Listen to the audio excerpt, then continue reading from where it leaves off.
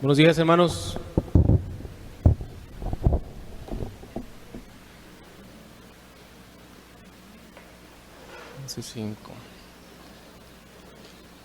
Gracias a Dios que estamos de nuevo aquí. ¿Cómo están? Muy bien, gracias a Dios. Tremendo alabanza esta última.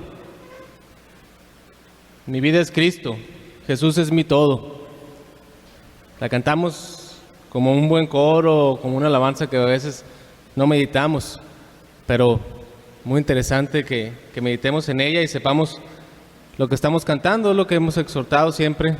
Cuando estemos cantando alabanza, saber la letra, meditar en ella, y no nada más ser como hierro o tímbalo que resuena, ¿va? Sino también saber lo que estamos cantando. El versículo que tenemos enfrente, que leímos ahorita, del Salmo 116, es una oración de gratitud hacia el Señor, que habla acerca de lo que el Señor ha hecho por nosotros y cómo el salmista le está agradeciendo que tiene cuidado de él. Y vamos a andar en un tema, seguir con el mismo tema que hemos estado hablando durante ya algunos domingos. Si nos visita por primera vez, pues estamos hablando de la humildad. Ya vimos lo que es el orgullo, que es lo contrario a la humildad. Entonces ahorita estamos revisando los temas de cómo se manifiesta la humildad en nosotros. Domingo pasado vimos muchos ejemplos bíblicos de personajes que están en las Escrituras acerca de las manifestaciones de humildad que ellos presentaron en diversas actitudes que tuvieron ellos. Y el día de hoy vamos a ver, como les dije la semana pasada, vamos a ver acerca de las manifestaciones que nosotros podemos tener. Pero antes de comenzar, quiero comentar que el hecho de que yo esté predicando acerca del tema no quiere decir que yo lo domino al 100%. Obviamente. Mi actitud acerca de la humildad, pues ahora mismo estamos en proceso. Y quiero aclarar, y espero ser muy cuidadoso con mis palabras, ya que no quiero sonar como si estuviera regañando gente. Porque el que habla no soy yo, el que habla es la palabra de Dios. Entonces, no creo que el hermano lo que nos está diciendo, ¿no? Estoy hablando yo y es mi oración que el Señor me utilice para que podamos escucharlo a Él. Y todo este tiempo que he estado meditando en el tema y que he estado estudiando lo que vamos a ver el día de hoy, es como si yo hubiera estado sentado ahí y el Señor me estaba hablando desde aquí. Y ahorita es como si yo todavía estuviera sentado ahí y el Señor va a estar hablando desde aquí y no soy yo el que está hablando. Quisiera nada más leer el pasaje Filipenses 3, 12 al 14, antes de comenzar, antes de entrar en calor, donde Pablo está hablando acerca de un tema muy interesante a esta iglesia en Filipos. Y dice así: no que yo lo haya alcanzado o que ya haya llegado a ser perfecto, sino que sigo adelante a fin de poder alcanzar aquello por lo cual también fui alcanzado por Cristo Jesús. Hermanos, yo mismo no considero haberlo alcanzado ya, pero una cosa hago, olvidando lo que está detrás y extendiéndome hacia lo que está delante, prosigo hacia la meta para obtener el premio del supremo llamamiento de Dios en Cristo Jesús. Bueno, habiendo aclarado esto, vamos a orar. Bendito Dios, Padre Celestial, gracias te damos porque eres misericordioso, Señor. Eres grande, Señor, y soberano. Te damos gracias porque tú nos permites estar reunidos este día en tu nombre, Señor, recordando el día que Cristo venció la muerte. Sacrificio perfecto, Señor, por el cual podemos estar revestidos de esa justicia, Señor, y tú, Señor, nos puedes escuchar. Te pido esta mañana que tomes el control, Señor, de este mensaje, Señor, y que tú nos hables a través de tu palabra. Utilízame como instrumento de tu gracia, Señor, para poder alcanzar los corazones de los que estamos oyendo, Señor, y que podamos ser vidas transformadas, Padre. Reconocer, Señor, nuestro pecado y que te hemos ofendido, Señor. Cualquier tropiezo de nuestra mente, Señor, remuévelo, Señor, quítalo, Señor. Y ayúdanos, Señor, a que esta mañana, Señor, podamos entender lo que tú nos estás hablando, Señor, y poder salir de aquí convencidos, Señor, de que hemos escuchado tu mensaje, Señor, y que queremos hacer tu voluntad. Te pido que tomes el lugar de honor esta mañana, Señor, y que nos transformes y nos toques, Señor, a cada uno de los que estamos aquí presentes y a aquellos que se añadirán a esta reunión. Me pongo en tus manos y pongo en tus manos este tiempo, Señor, en nombre de tu Hijo amado Jesucristo. Amén. Bueno, como mencioné antes, la semana pasada les dije vamos a ir como de compras este día. Ya habíamos escuchado mucho acerca del orgullo y eran como sacos que le poníamos al hermano que no vino ese día o al vecino que tenemos incómodo. Pero este día vamos a meditar y nos vamos a medir unas prendas. Nos vamos a medir esto, vamos a ver, a diferencia de esos sacos de orgullo, los vamos a poner nosotros y nos vamos a ver en este espejo. El espejo de la palabra de Dios, a ver qué también nos queda estas manifestaciones de humildad. Tal vez tengamos que hacer ajustes o de plano aceptar que no nos queda o que nos queda demasiado grande. Pero el propósito de hoy es saber qué tenemos que hacer, qué ajustes hay que hacer para poder manifestar humildad como el Señor quiere. Una persona humilde vive diferente a una orgullosa. Hermano, ¿cómo está tu vida en el área de la humildad? Esa pregunta quiero que la tengan en su mente durante todo este tiempo. Y hay aquí una lista de ejemplos para ayudarte a evaluar cuán humilde eres. ¿De acuerdo? El primer punto que vamos a revisar es esta primera manifestación. Conocer y confiar en el carácter de Dios. Hay que reconocer y confiar en el carácter de Dios, hermanos. Para reconocer y confiar en su carácter, primeramente tenemos que conocerle. ¿Cómo vamos a ser humildes reconociendo el carácter del Señor? Atributos. Sabiendo quién es Dios. Ahí es como podemos mostrar humildad y alejarnos de nuestro orgullo. Y no solamente reconocerlo, sino confiar en el Señor, que Él es Dios. Dice ahí, una persona humilde, no alcanzo a ver tanto, no lo tengo en mi iPad aquí, reconoce quién es Dios y medita frecuentemente en Él. Ahora sí. Y el Salmo 119:66 dice lo siguiente. Si no alcanza a llegar al versículo, lo pueden anotar. Yo ya los tengo aquí enlistados, vamos a irnos un poco rápido para agilizar un poco, porque hay que alcanzar a descubrir algo del tema. El Salmo 119:66 nos habla acerca de conocer al Señor y dice: enséñame buen juicio y conocimiento, pues creo en tus mandamientos. El Señor nos da su gracia, nos salva y despierta por medio del Espíritu Santo como era nosotros el obedecerle, porque creo en tus mandamientos, dice aquí el salmista. Pero para que después de esto, en el proceso de santificación, podamos ser humildes, primero tenemos que conocer al Señor, como dice aquí: enséñame buen juicio y conocimiento de ti. ¿Cómo vamos a poder conocer a nuestro Dios? Solamente a través de las Escrituras, conocer sus atributos. Necesitamos buen juicio para entender lo que Dios quiere de nosotros, reconocer que incluso en las pruebas el Señor nos está mostrando que necesitamos más de Él. Eso es ser humildes, el humillarnos y saber que el Señor nos prueba de la manera que Él va a fortalecer nuestra fe, sabiendo que dependemos de Él solamente. Muchas veces atravesamos pruebas y no nos ponemos a pensar o meditar qué es lo que el Señor quiere mostrarnos. Si elegimos quejarnos por las circunstancias que nos rodean, no estamos mostrando humildad ni dependencia del Señor. Debemos confiar en su carácter y descansar en que Él está en control y en su soberanía. Reconocer como concepto, el diccionario dice: distinguir o identificar a una persona o cosa entre varias por una serie de características propias. Nosotros, si reconocemos al Señor, quiere decir que le conocemos de antemano. Por ejemplo, nuestros hijos los conocemos, o hemos hecho unas actividades en matrimonios donde nos tapamos los ojos y tocando las manos de nuestro cónyuge los reconocemos por esas características propias que él tiene. Muchas veces, si nos enseñan también a uno de nuestros hijos disfrazados, los vamos a reconocer. ¿Por qué? Porque conocemos sus características propias y lo hacemos una diferencia entre el resto de las personas, incluso los animales. ¿Se han visto por ahí la película de los pingüinos? Cómo todos se aglomeran y las hembras se van, dejan al macho con el huevo, ya cuando venga ya nació y conocen a su hijo.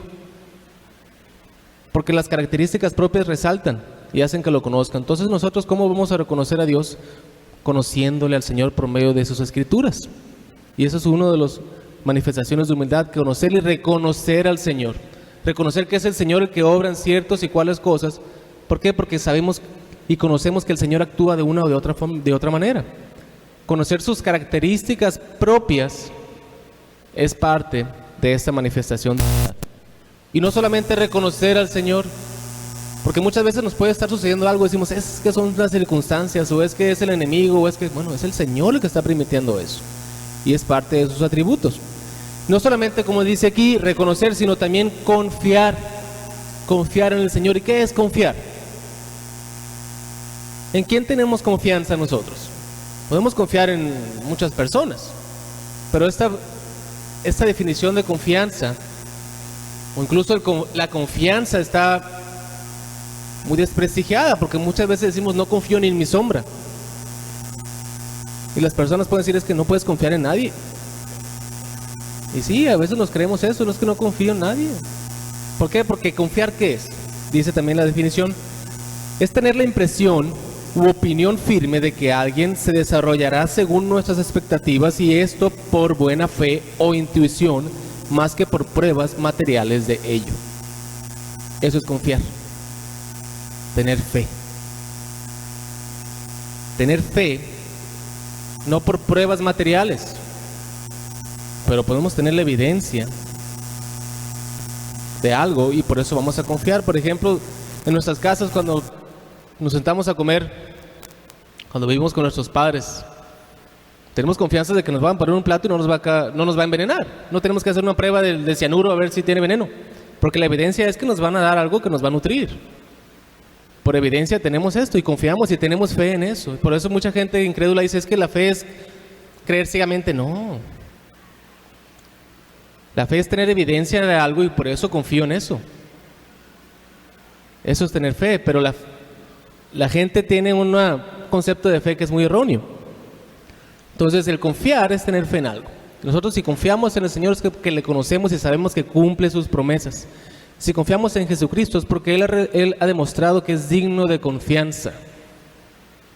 Yo he escuchado a algunos comentaristas que dicen, si alguien da un sermón en un monte y habla acerca de todo lo que dice que es bueno, que es malo, y Él hace una profecía, la cumple, muere y resucita, voy a estar atento a lo que Él dice, porque está cumpliendo cada una de sus promesas. Y la evidencia está ahí. Nosotros tenemos la evidencia aquí de testigos oculares que vieron esos actos y que nos los dejaron en nosotros. Que el incrédulo no quiera reconocer esto, eso es bronca de él. Pero la evidencia está ahí. ¿Y por qué confiamos en nuestro Señor? Porque Él ha demostrado ser digno de confianza. Y conocemos a sus atributos, los reconocemos entre muchos dioses que el hombre inventa, que el hombre crea, entre ídolos que tenemos. Como vimos en la escuela dominical esta mañana, estamos hablando acerca del amor. Y ni Mahoma, ni Buda, ni Mohammed, ni otros líderes de otras religiones les ha llamado a sus discípulos o seguidores a amar como Él los amó a ellos. ¿Por qué? Porque no están demostrando ser una deidad. No hay evidencia de que sean Dios, obviamente, pero nosotros sí tenemos la evidencia de Cristo. Y el confiar en Él no es una fe ciega, es porque le reconocemos con sus características propias y tenemos fe en Él. Y Él nos dijo, confíen en el Señor, en su Padre. Nosotros tenemos que obedecer al Señor Jesucristo por medio de esto. Pero que también quisiera escuchar lo que dice Arthur Pink acerca de la fe. Porque podemos decir, sí, yo tengo fe. Yo tengo fe, yo confío en Jesucristo. Pero ¿cómo está tu fe? ¿Cuál es tu fe? Y la definición de este autor habla acerca de que la fe es una actitud más que un acto. Es eso que está detrás del acto. La fe es una actitud de dependencia, una debilidad que se reconoce. Fe es llegar al fin de nosotros mismos. La fe es lo que le da a Dios el lugar que le corresponde. Y si le damos a Dios el lugar que le corresponde, también debemos tomar el lugar que nos corresponde a nosotros. Y este lugar está en el polvo. ¿Habrá algo que lleve más rápidamente hasta el polvo a una criatura autosuficiente y arrogante que una visión de la deidad de Dios? La deidad del Señor nos pone en nuestro lugar.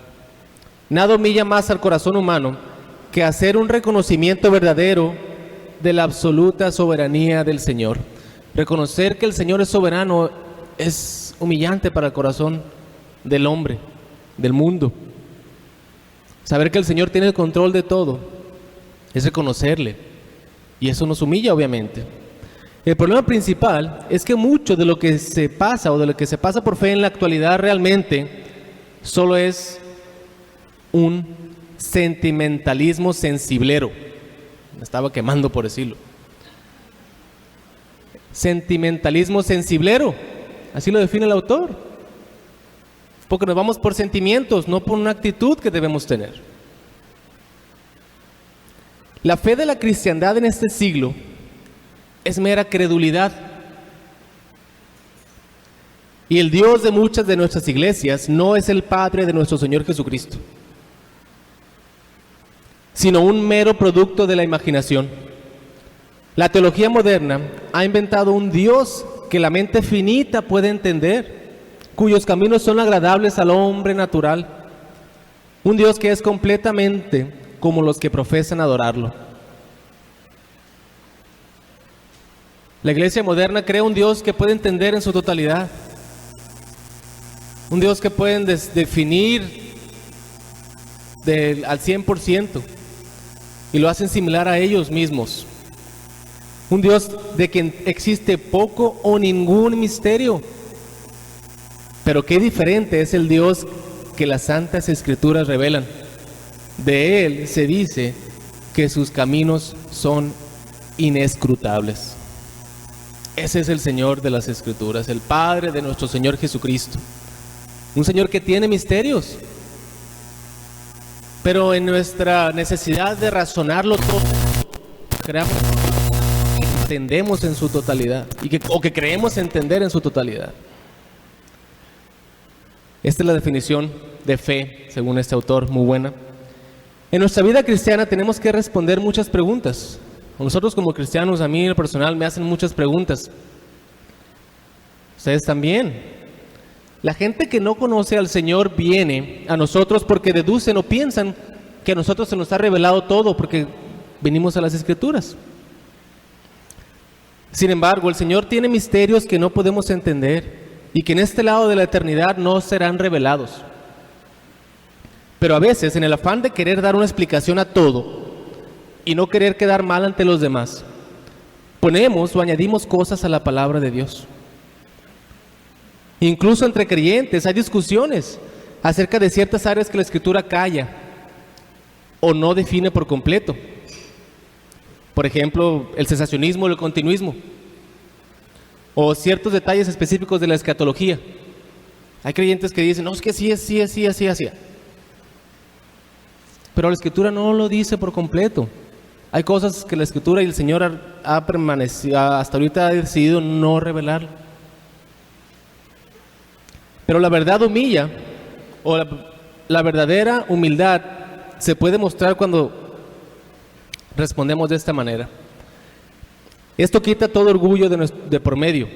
Y cuando llegan a alguien, a veces nos hacen preguntas tratando de tentarnos a contestar algo y poner palabras en nuestra boca que no están en la Escritura. Hay una respuesta que muchas veces tememos usar. Muy simple la respuesta. No sé. Oye, ese hermano, tú que eres creyente y todo, a ver, ¿qué va a pasar? No sé, el Señor no lo ha revelado. Pero a veces tememos decir eso porque nos estaríamos humillando. ¿Pero qué no conoces lo que dice ahí y allá? Pero el Señor no ha revelado eso. Incluso entre creyentes, a ver, ¿tú qué opinas? Bueno, y una respuesta que nos humilla, pero que sería la correcta, es decir, muchas veces, no sé. No sé. Ni tú sabes, ni vas a saber. ni nadie va a saber. Puedes tener tu opinión y puedes acomodar versículos a tu opinión, etcétera, pero la Escritura calla acerca de eso. Y muchas veces entre creyentes queremos tener las respuestas a todo y hacemos un Dios que podamos entender. Creamos un Dios de los modernos, que no es el Padre de nuestro Señor Jesucristo. Dice en Romanos 11, 33 al 36. Pablo le está hablando aquí a la iglesia en Roma. Y él entendió exactamente su postura ante un Dios soberano, ante un Dios del cual no puede comprender al 100%. Y dice: oh profundidad de las riquezas y de la sabiduría y del conocimiento de Dios. Cuán insondables son sus juicios e inescrutables sus caminos. Pues, ¿quién ha conocido la mente del Señor? ¿O quién llegó a ser su consejero? ¿O quién le ha dado a él primero para que se le tenga que recompensar? Porque de él, por él y para él son todas las cosas, y a él sea la gloria por siempre. Amén. Pablo reconoció y él sabe que hay cosas, eso está hablando aquí del plan de salvación, que él iba a los gentiles y luego pensaban que era nada más para los judíos. Y él dijo: esto es cosa el Señor sabe. Inescrutables son sus caminos, no podemos sondear y no podemos entrar en esos misterios porque el Señor no le ha placido revelarlos. Hay muchas preguntas, hermanos, que no podemos contestar, pero reconociendo al Señor y confiando en el Señor mostraremos humildad. Y esa respuesta que les hablaba, no sé, no es una respuesta de ignorancia, sino de conocimiento, reconocer el carácter del Señor. Y el Señor nos ha revelado lo que necesitamos, hermanos, para nuestra salvación. Lo que está en su palabra, hermanos, es lo que necesitamos y lo que el Señor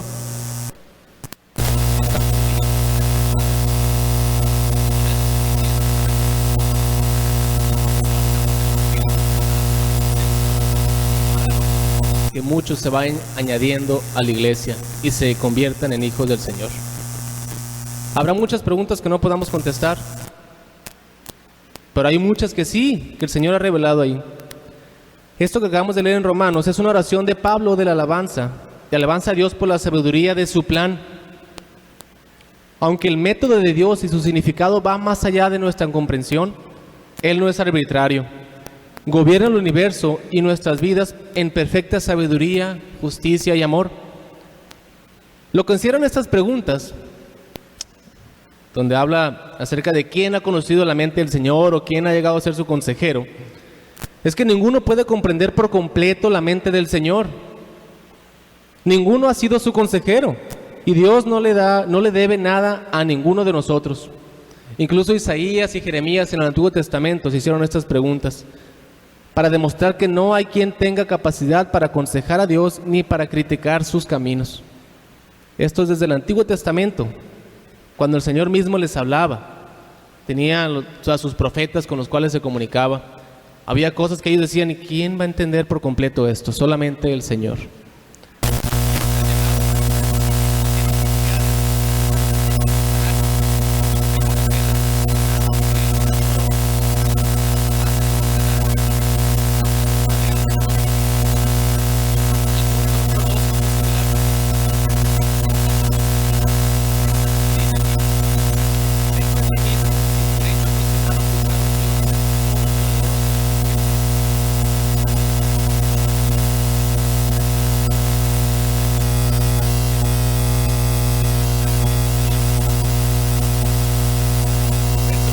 Sin derecho a cuestionar o a juzgar a Dios. Muchas veces nos hacemos otra pregunta cuando nos sucede alguna situación: ¿por qué a mí? Señor, si yo hago esto, aquello, lo otro y todo, ¿por qué a mí? Ahí estamos levantando un juicio en contra del Señor, como si el Señor hubiera darte un mensaje de texto o venir a bajar y decirte una explicación por qué. El Señor no nos debe explicar nada. El Señor en su soberanía actúa. Y hay muchas cosas que no vamos a entender ahorita.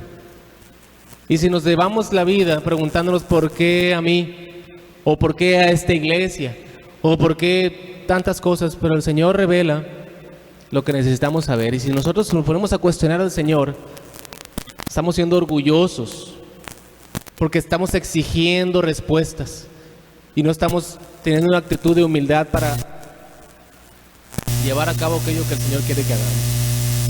Por eso el Salmo 145, 17, tenemos aquí que dice: justo es el Señor en todos sus caminos y bondadoso en todos sus hechos. El Señor es justo en todos sus caminos y bondadoso en todos sus hechos. Y eso debe ser suficiente, reconociendo su soberanía, que no debemos emitir ningún juicio ni culpar al Señor por cosas que nos estén pasando. El humilde, hermanos, se comporta de esta manera. Y no podemos nosotros comportarnos orgullosamente tratando de que el Señor nos dé respuestas a cosas que no vamos a saber nunca. Y este salmo nos habla acerca de esto. Vamos a entrar aquí.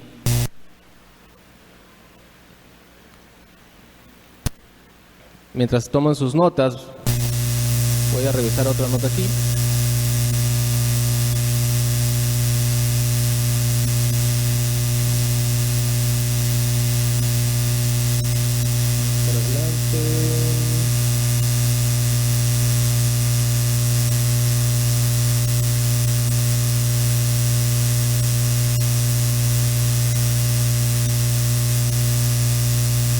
Muy bien. Un hombre humilde piensa en Dios como su creador y no como la creación. ¿Qué pasa cuando hacemos cuestiones al Señor?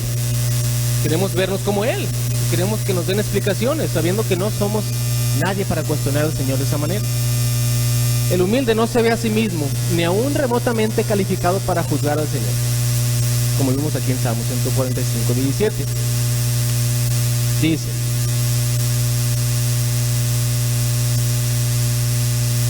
justo es el Señor y en él. Voy a describir un libro de la Biblia, quiero ver si me lo adivinan, acerca de cómo no pasar juicio con el Señor. De este libro contamos con información que los protagonistas de la historia no tenían. El protagonista pierde todo lo que tenía sin haber cometido ninguna falta. Mientras lucha por entender lo que está sucediendo, se hace evidente que no conocería nunca las razones. Enfrentaría la vida sin respuestas ni explicaciones. Solo entonces se desarrollaría plenamente su fe. ¿De qué libro estaríamos hablando? De Job. Del libro de Job contamos con información que los protagonistas no tienen. La introducción de Job nos habla de las circunstancias que están rodeando la situación que le va a suceder. Sin embargo, Job pierde todo lo que tenía. Y mientras lucha por entender lo que está sucediendo, se hace evidente que no va a conocer las razones y enfrentaría la vida sin respuestas ni explicaciones. Solo entonces, decimos aquí, se desarrollaría plenamente su fe. ¿Qué pasa si supiéramos la razón por cual nos pasa todo? Si es que me está pasando esto, hermano, como te digo, es que va a suceder una cosa así. ¿Dónde estaría nuestra fe? ¿Cómo crecería nuestra fe si nosotros no confiamos en que el Señor está actuando de alguna manera, que el Señor lo está haciendo y que solamente Él sabe? De esta manera el Señor hace que nuestra fe se fortalezca y que confiemos en Él, porque solamente Él sabe. Si estamos pasando por una prueba, el Señor sabe cuál es el propósito de esta. A Job nunca se le reveló ni le avisó el Señor: te va a pasar esto, este otro, pero es porque el enemigo me está pidiendo una situación, pero le voy a demostrar contigo que está equivocado. No, Job no sabía, ni supo. Entonces, ¿por qué cuando nos pasa una situación preguntamos por qué a mí? Si a Job no se le reveló, ¿por qué se nos va a revelar a nosotros? ¿Qué malo se dice de Job? El mismo Señor dijo: mira, esta persona es intachable, es un hombre de Dios. Lo mismo puede decir el Señor de nosotros.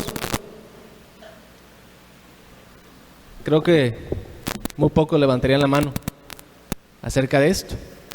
Si vemos en Job 1, capítulo 1, versículo 20 y 22, después de que pasa la primera prueba,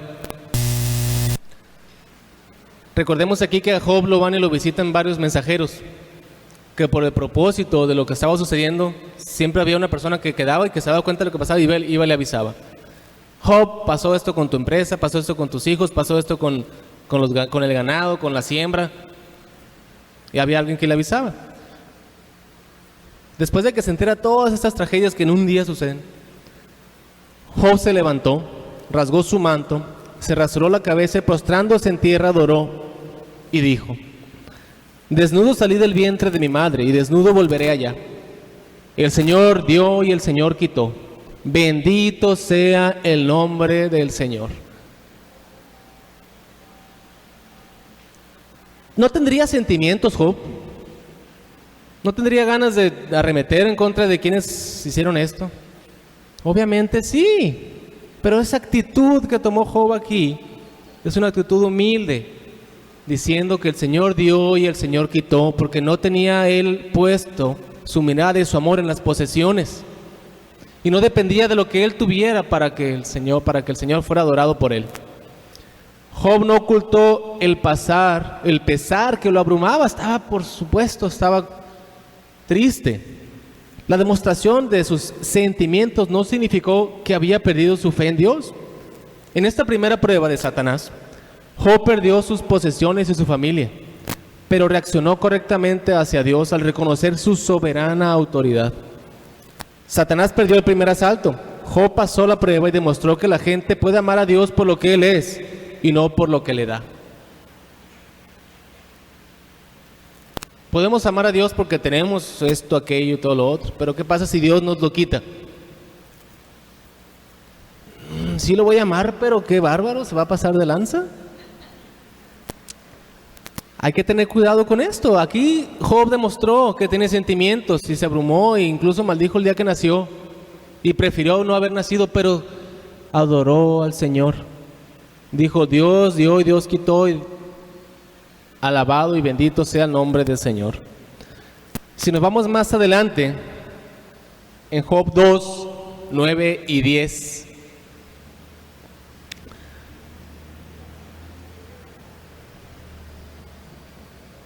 Es cuando después tiene otra segunda prueba. En su piel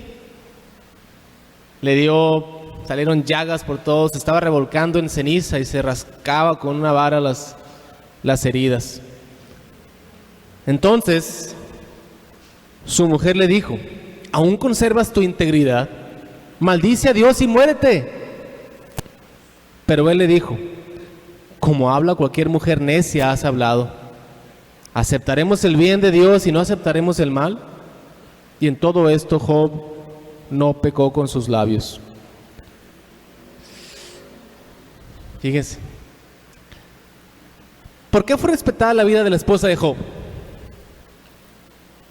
Sabemos que el Señor es el que quita la vida del Señor. No porque Satanás haya dicho: no, esto lo voy a dejar ahí. Satanás no decide quién muere y quién vive. El Señor es el que decide.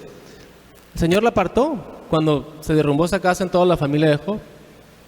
Por la dureza de su corazón, iba a ser parte de la prueba que iba a estar pasando. Es posible que su sola presencia causara a Job aún más sufrimiento por sus reproches o debido a su propia pena por todo lo que había perdido, que si hubiese muerto.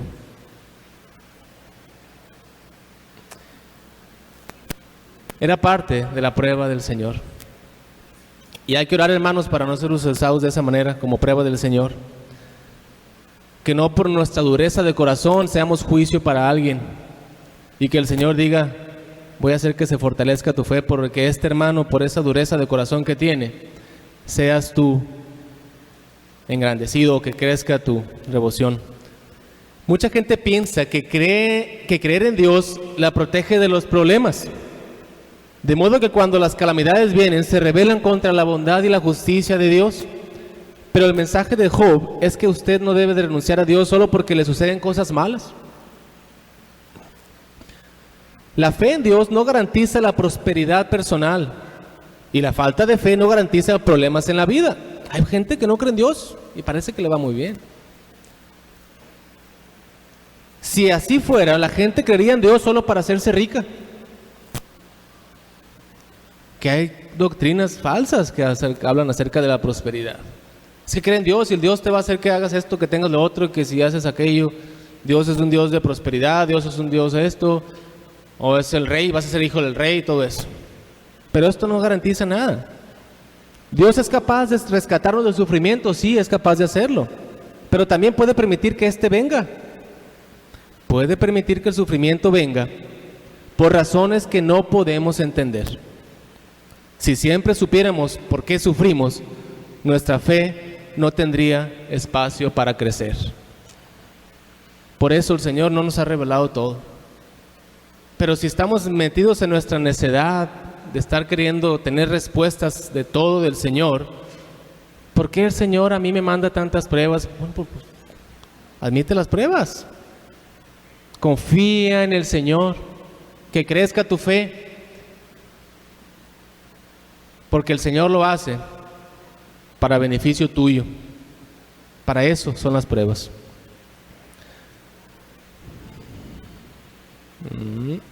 No.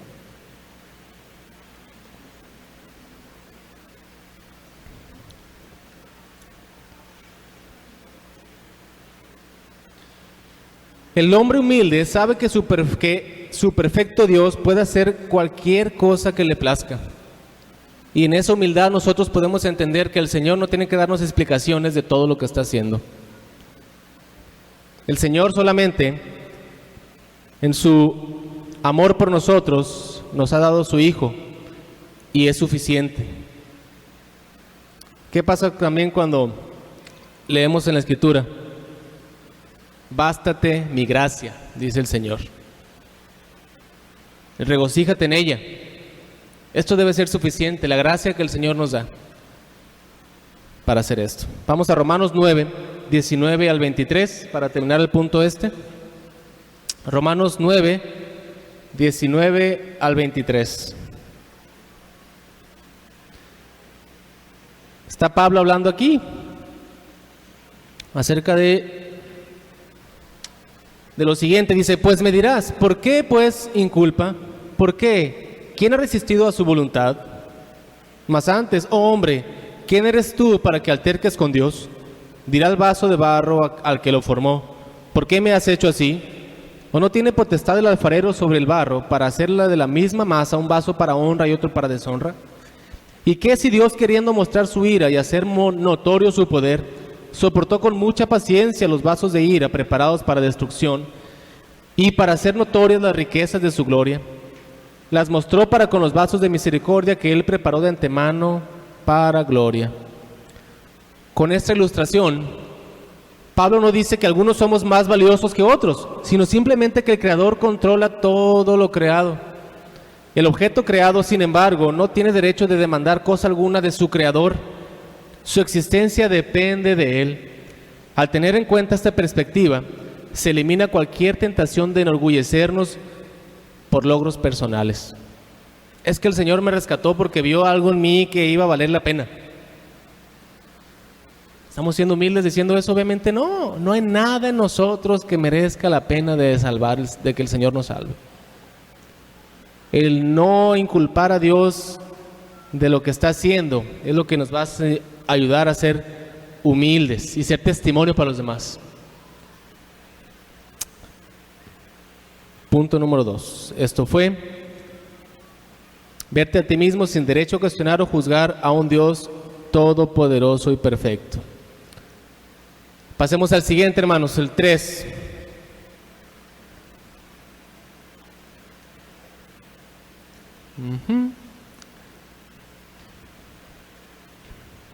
Enfocándose en Cristo. ¿Por qué será importante estar enfocados en Cristo? Cristo hizo algo por nosotros muy importante. Sin embargo, Cristo lo hizo en obediencia al Señor, en obediencia a su Padre. Y el humilde ve a Cristo como su vida y su primer amor, como lo estamos viendo en la escuela dominical. Además de esto, si perdemos o quitamos nuestra mirada de Cristo y la ponemos en nosotros, es como pensar que cuando estamos o cuando oramos o cuando queremos estar en comunión con el Señor, quisiéramos que el Señor nos viera a nosotros y no a Cristo.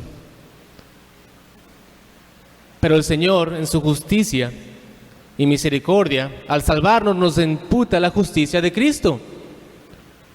Y si el Señor nos viera a nosotros cuando estamos en su presencia, incluso no podríamos nunca estar en su presencia, porque Él no puede estar en ninguna partícula de pecado.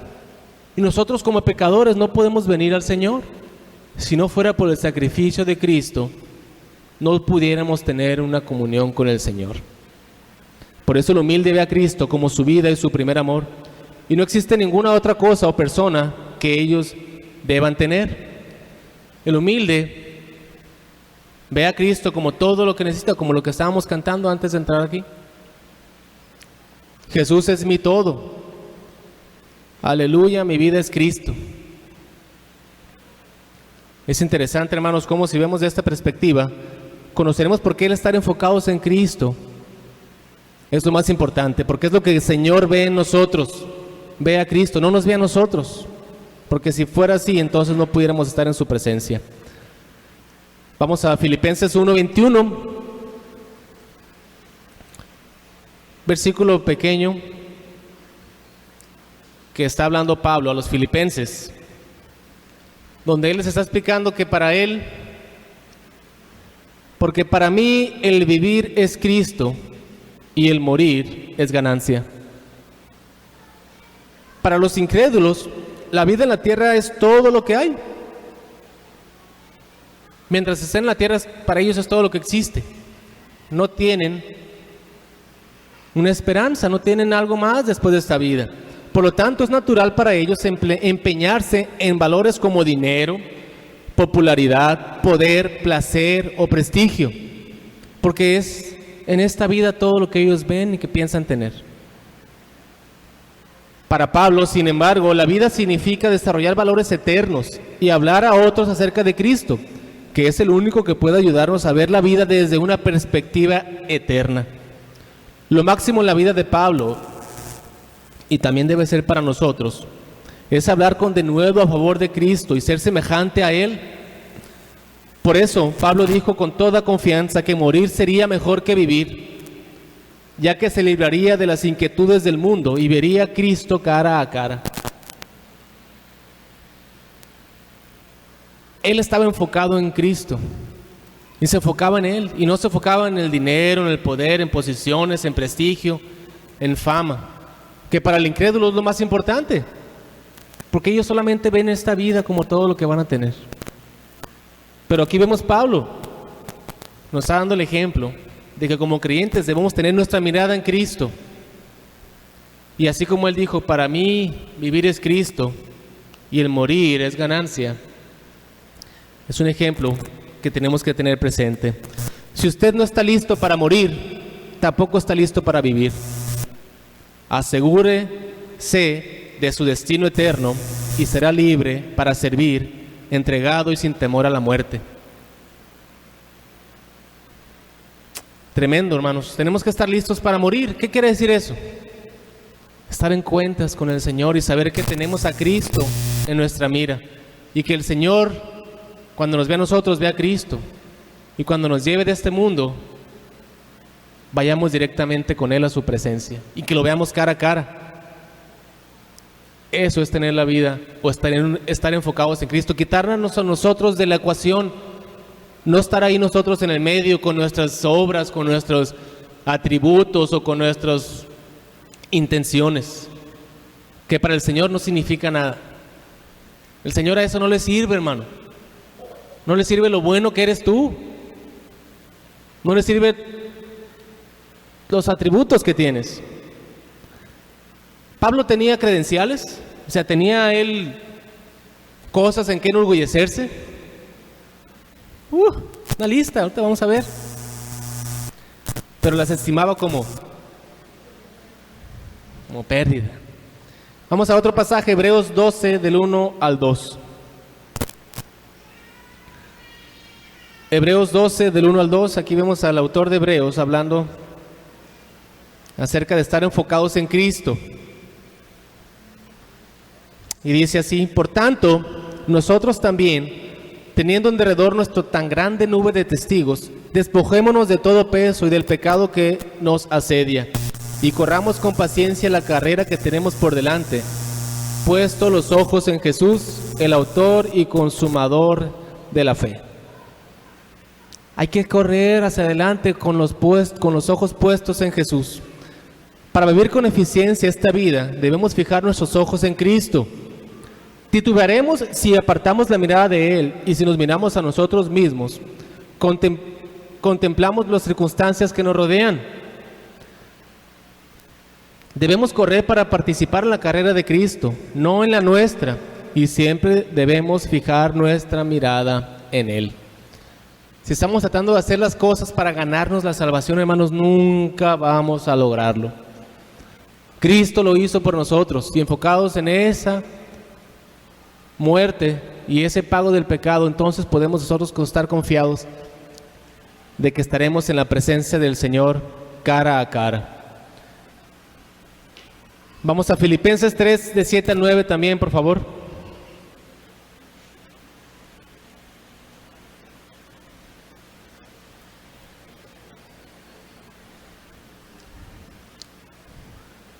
Recordemos que el humilde a través del día le habla y le adora a Cristo frecuentemente. Si nosotros nos encontramos haciendo, entonces estamos enfocados en Él. Recordamos el pasaje de aquí que hablabas anteriormente, donde Pablo está hablando acerca de Él mismo, donde habla acerca de todo lo que Él es: fariseo, celoso de la ley, de la tribu de Benjamín. Y si quieren más les puedo hablar de mí, dijo Pablo aquí. Pero todo lo que para mí era ganancia, lo he estimado como pérdida por amor de Cristo. Y aún más, yo estimo como pérdida todas las cosas en vista del incomparable valor de conocer a Cristo Jesús, mi Señor, por quien lo he perdido todo, y lo considero como basura a fin de ganar a Cristo y ser hallado en Él, no teniendo mi propia justicia derivada de la ley, sino la que es por la fe en Cristo, la justicia que procede de Dios sobre la base de la fe. Después de que Pablo consideró todo lo que había logrado en la vida, manifiesta que nada de eso tenía valor cuando se comparaba con el conocimiento de Cristo. Esta es una declaración profunda acerca de los valores. La relación de una persona con Cristo es más importante que cualquier otra cosa. Conocer a Cristo debe ser nuestra meta final. Ni guardar la ley, ni el mejoramiento personal, la disciplina, ni ninguna cantidad de esfuerzos religiosos pueden hacernos perfectos delante de Dios. La justificación viene solo de Él. Somos hechos justicia o justos al confiar en Cristo. Él cambia nuestro pecado y nuestras faltas por su completa justicia. Y ese es, hermanos, el llamado para que nosotros, siendo humildes, nos enfoquemos en Cristo solamente. Y enfocados en Él, el Señor verá a Cristo y no a nosotros. No podemos venir con nuestras obras y ponerlas delante del Señor pretendiendo haber ganado un lugar que no merecíamos. Para terminar, vamos a ver un punto más que habla acerca de una gran cantidad de oración bíblica. Como creyentes, hermanos, tenemos que mostrar dependencia del Señor. Y si no estamos orando, hermanos, no estamos mostrando esa dependencia del Señor. Si nos levantamos todos los días tratando de hacer las cosas en nuestras fuerzas, ¿no estaríamos mostrando dependencia del Señor? Estaremos pensando que dependemos de nosotros mismos. Pensaríamos que eso es suficiente. Dormir mucho para tener fuerzas para hacer lo que tengo que hacer el día siguiente. Dejar todo preparado para no dar a las carreras. Pero si no estamos agarrados del Señor en oración, estamos diciéndole al Señor: no necesito de ti. Escuché no hace mucho, donde decía una persona que a veces viene aquí a la iglesia, no los domingos, una reunión. Hay veces que para perdonar ocupamos la ayuda de Dios. Porque hay veces que quiero perdonar, hay cosas que no necesito Dios. Estaba infiriendo entre letras diciendo, hay cosas que yo puedo perdonar solo, pero hay cosas en las que necesito a Dios para perdonar. Es una declaración que parece que no necesitamos de Dios en ciertas cosas y en otras cosas sí. Pero si no mostramos una dependencia del Señor absoluta, entonces estamos tratando de hacer las cosas en nuestras fuerzas. Y siempre vamos a encontrar lucha y batalla, tratando de hacer las cosas por nosotros mismos. Si no venimos al Señor en dependencia de Él, el Señor nos va a dejar ir en nuestras fuerzas. Y va a decir, está bien, hazlo tú. Hazlo tú. Y si nos pegamos contra la pared diciendo, ¿por qué tengo que hacer tantas cosas? Yo solo no tengo ayuda. Bueno, muchas cosas que podemos poner, pero que lo estoy haciendo solo. Porque el Señor no está ayudándome, porque no le estoy pidiendo de rodillas que lo haga. Vamos a 1 de Tesalonicenses 5:17.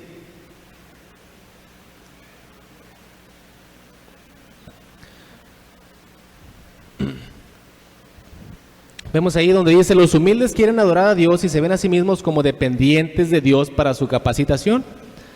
Y porque se ven a sí mismos como necesitados, oran frecuentemente. Eso es una demostración de humildad, estar orando frecuentemente. Y este es un versículo muy pequeño, yo creo que es el segundo versículo más corto de la Biblia. Después de Jesús lloró, de 2 palabras, este tiene 3 palabras.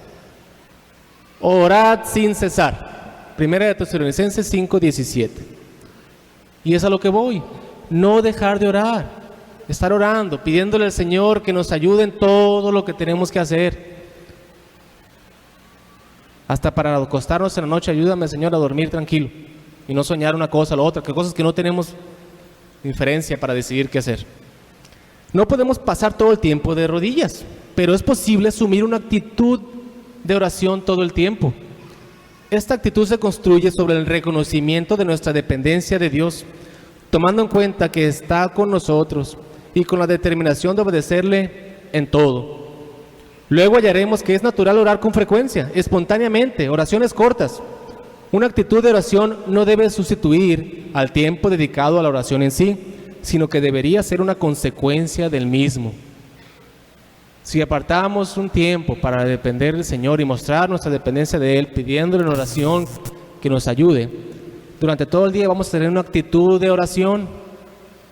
Señor, gracias porque hiciste esto posible. Señor, incluso cuando vamos manejando, el Señor nos puede librar de muchas cosas.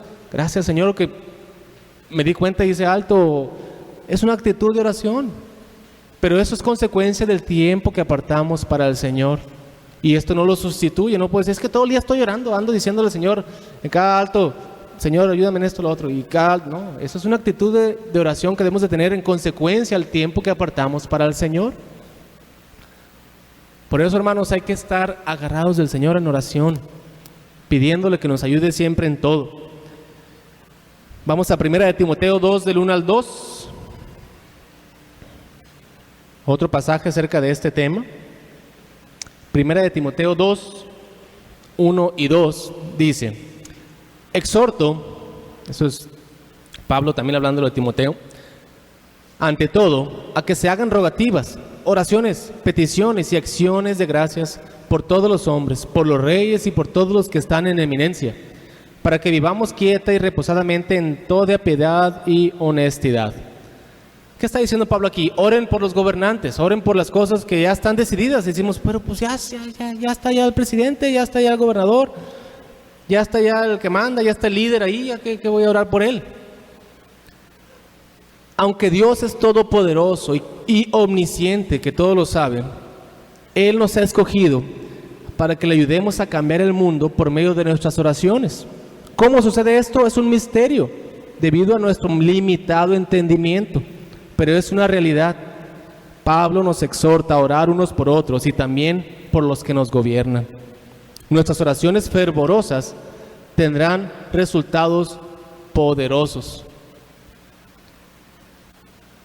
El Señor nos manda a orar y muchas veces nosotros vemos respuestas a nuestras oraciones. No porque yo le haya dicho, Señor, qué tiene que hacer, sino porque es un misterio, como dice aquí. El Señor nos pone a orar para que le ayudemos.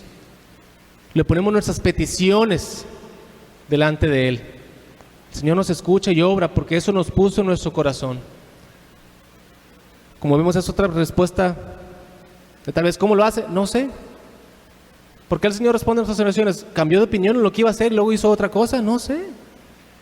El Señor en su soberanía obró de esa manera y nos trajo a orar o nos puso a orar en una cierta situación y el Señor respondió. Si oramos por nuestros gobernantes, el Señor va a responder, hermano. Por los líderes, por los presidentes, por quien sea, por nuestro hermano. Es que vemos una situación muy difícil, aquí parece que no, pero es el Señor, si de rodillas venimos y le pedimos al Señor, responde a nuestras oraciones. ¿Y cómo son las oraciones del justo? Dice Santiago 5:16. La oración eficaz del justo puede lograr mucho. Y es que estar orando en dependencia del Señor, sabiendo que el Señor obra de formas misteriosas y Él decide responder nuestras oraciones cuando venimos humildemente, confiando en que el Señor va a obrar su santa y bendita voluntad. Hermanos, hay que estar en dependencia del Señor, mostrando estas manifestaciones de humildad que el día de hoy nos ha mostrado Él, para poder hacer su voluntad, desde reconocer sus atributos, confiar, teniendo fe en el Señor, sabiendo que hay cosas que no nos ha revelado, enfocándonos en Cristo, porque eso es lo que el Señor ve en nosotros, su justicia, no nos ve a nosotros mismos. Y mostrando dependencia de Él en oración, hermanos, vamos a mostrar que en realidad hemos sido salvados. Y cuando alguien nos da un regalo, por alguna razón, nos está regalando algo. Cuando recibimos el regalo, no decimos, ¿cuánto te debo? No, el Señor cuando nos regala la salvación, no está pidiendo que se la paguemos, pero sí está pidiendo que tengamos una actitud de agradecimiento. Lo mismo cuando a ustedes les dan un regalo, no le pagas cuánto te costó el regalo, le agradeces con un agradecimiento, con una carta, con algo, le muestras tu agradecimiento. Y el Señor no quiere que le paguemos el regalo que nos da de la gracia que nos regaló, quiere que le agradezcamos, mostrando esto a los demás y mostrando dependencia al Señor.